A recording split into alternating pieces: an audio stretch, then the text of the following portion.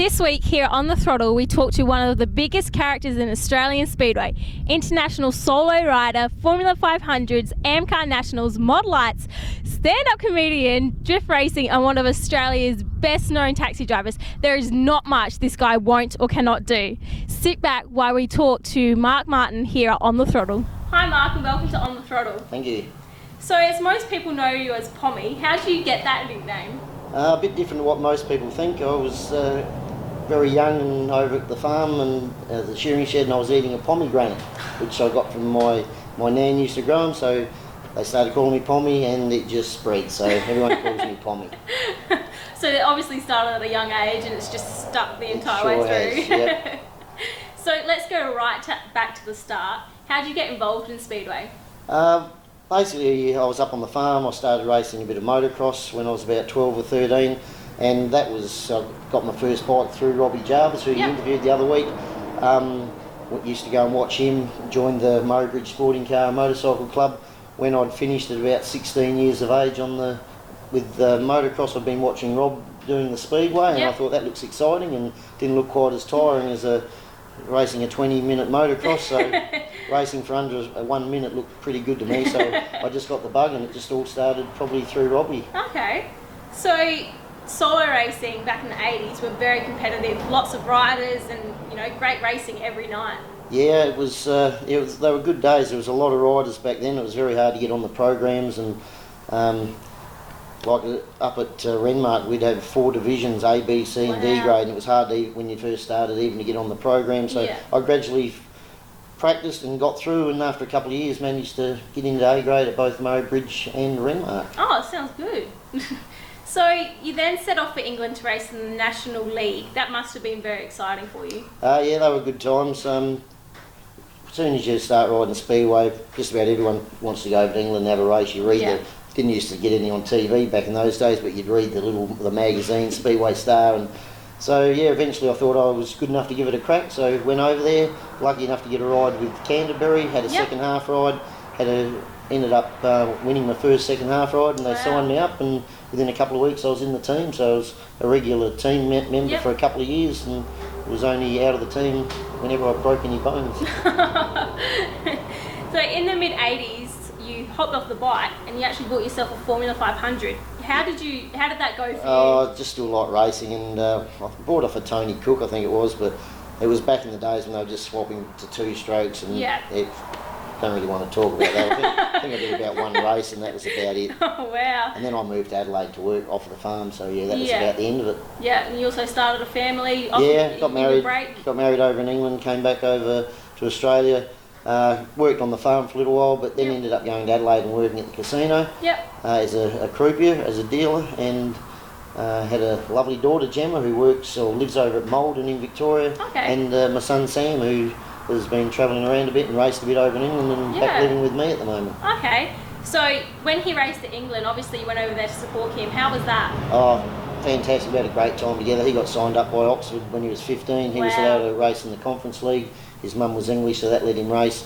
He had about 5 years over there. I went over for a couple of years with him to help him drive him around, but it was just a great time together. But he had a big crash right at the end of his first season and broke his thigh, and that probably slowed him down a bit, and I thought he might give up then, but he wanted to keep going, so he was ready to go the next season, and he had a good time over there, and still got a lot of great mates he's made from it, and just a great experience and seeing a bit of a different part of the world. Oh, lovely.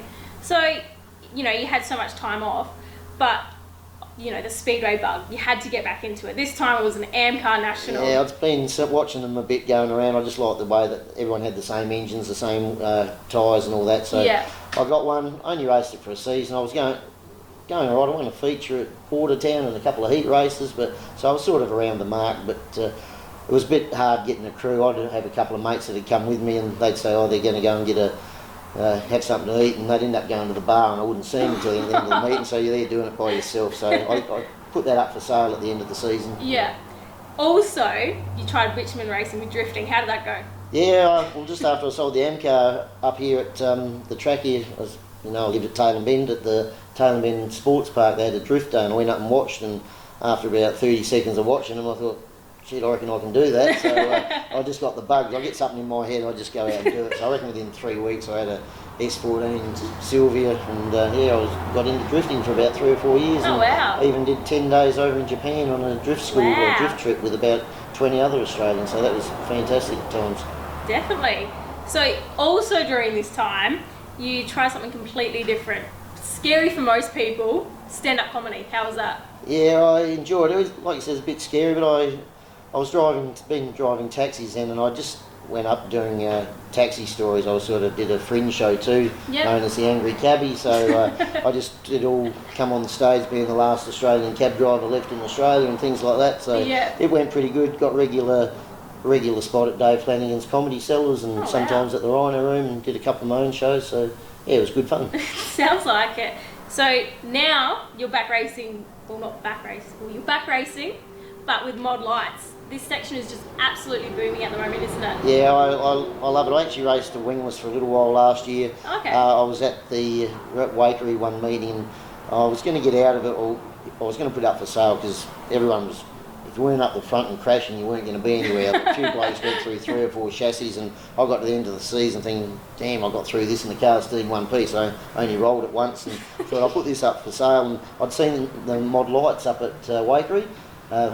A sponsor of mine that helps me out, Darren Smedley from Smedley's Tyre Service here at Tailem Bend, we were looking at them, and he liked them and I liked them, and they just looked a mean little car, and I thought if guys like Corey Hodgson are going to race them, and he's been around for a long time, and Brian Chadwick are into them, they must be, you know, great little car, and watching them, they look like little rocket ships. Yeah, so, definitely. Yeah, I've got one, and best move I've ever made. They're just, everyone's not racing for sheep stations, but they're still going for it. A few different things we do. We have fastest to the rear, so for the feature, so it just makes it even, makes it good for the crowd.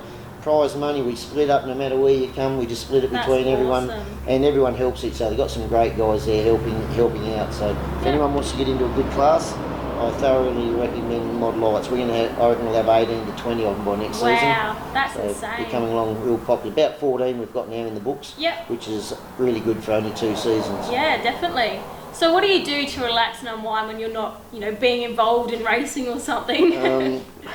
Lots of things. I've got radio controlled aeroplanes, radio controlled jets, radio controlled boats, quadcopters. Sounds like cameras. You're still racing though. That's the thing. But that's sort of relaxing me. I do pretty well what any other normal 16-year-old would be doing. The other thing we do here, we've got a whole group of us with motorbikes. All my mates have got Harleys. I've got a cruiser too, so we've got a little club we call the Jackhammers, which we muck around. We're probably the toughest bikie club in Adelaide, so we have a bit of fun going for cruises and having a bit of a laugh. So, sounds good.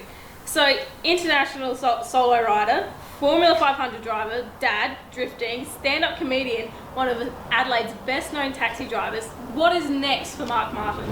I want to race this for a couple more years. Maybe next year or two I might see if my son Sam wants to share it with me and have a few races. I'm definitely going to get another drift car when I finish with the Speedway. The track's only 5 minutes from the door. With a drift car you can go grip days around the circuit racing, you can do drag racing, you can do drifting. So as I get older, I reckon I'll just go out there and annoy all the young guys and do that. And show them what it's like. That's right. And I also, believe it or not, play lawn bowls. I haven't played for a few years, but on and off, but I've played a fair bit since I was about 35 years of age, so I'll probably start playing a bit of lawn bowls too and a bit of drifting, which sounds a bit weird.